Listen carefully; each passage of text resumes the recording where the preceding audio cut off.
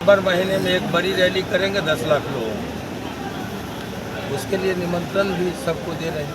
नवंबर महीने में एक बड़ी रैली करेंगे 10 लाख लोगों को। उसके लिए निमंत्रण भी सबको दे रहे हैं।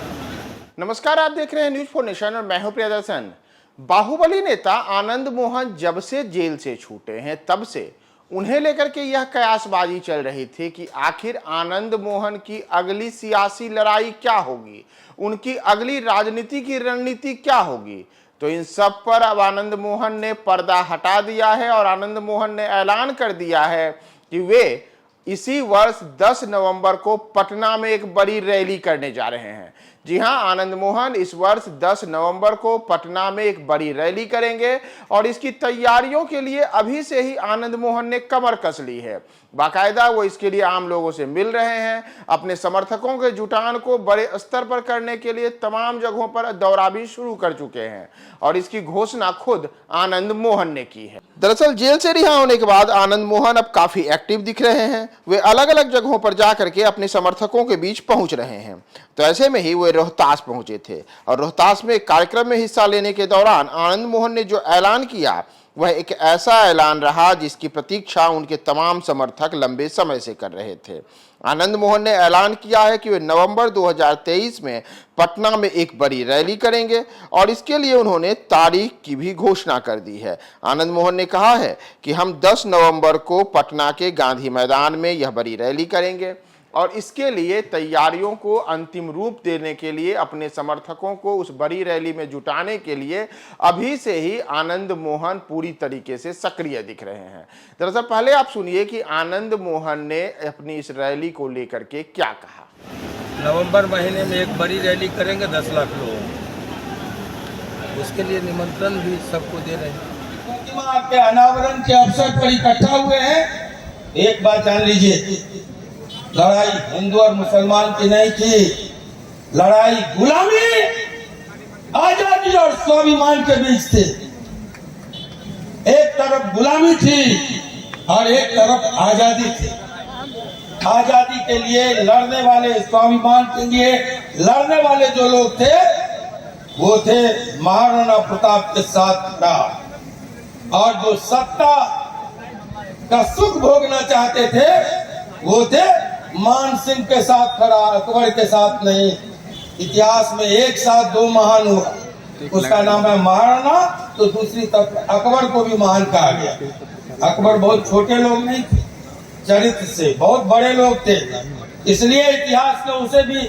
लेकिन हमने कहा कि कुंवर सिंह भी जब निकले थे तो सभी वर्गों के एक महायोद्धा थे, महानायक थे। लेकिन मैं समझता हूं कि 1857 के गदर में उससे बड़ा कोई जन नेता नहीं था जिसके साथ हर बार। आनंद मोहन जो रोहतास पहुंचे थे, उन्होंने अभी आप सुना कि उन्होंने क्या कहा है कि कैसे 10 नवंबर की उनकी रैली की तैयारी है और इसे लेकर के बड़े स्तर पर वे अपने समर्थकों को जुटा रहे हैं। तो एक तरीके से आनंद मोहन ने अभी इस घोषणा के साथ भारतीय जनता पार्टी को भी एक संदेश दे दिया है कि वे भाजपा के खिलाफ कर बड़े स्तर पर मुकाबला करने के लिए तैयार हैं और बाकायदा इसका शंखनाद करते हुए उन्होंने कहा है कि 10 नवंबर को पटना में एक बड़ी रैली होगी और पटना की यह रैली इसलिए बेहद अहम मानी जा रही है क्योंकि आनंद मोहन जिस राजपूत बिरादरी से आते हैं उसके वे एक ऐसे चेहरे हैं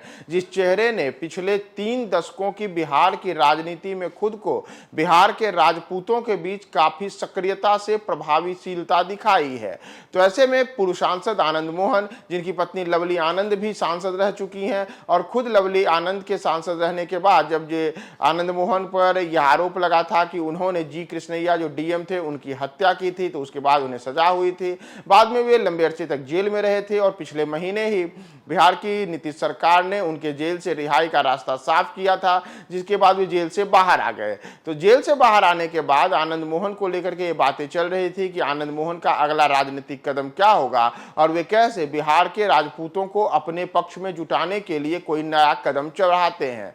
तो अब उसी नए कदम को बढ़ाते हुए आनंद मोहन ने यह ऐलान बेहद खास तरीके से किया है और माना जा रहा है कि नवंबर में जब पटना में यह बड़ी रैली होगी तो उस रैली के माध्यम से वह फिर से यह साबित करने की कोशिश करेंगे कि आनंद मोहन ही बिहार के राजपूतों का सबसे बड़ा नेता है और वर्ष 2024 के लोकसभा चुनाव के पहले बिहार के तमाम राजपूत बिरादरी को अपने पक्ष में एकजुट करने के लिए आनंद मोहन अपना शक्ति प्रदर्शन पटना में दोहरा सकते हैं।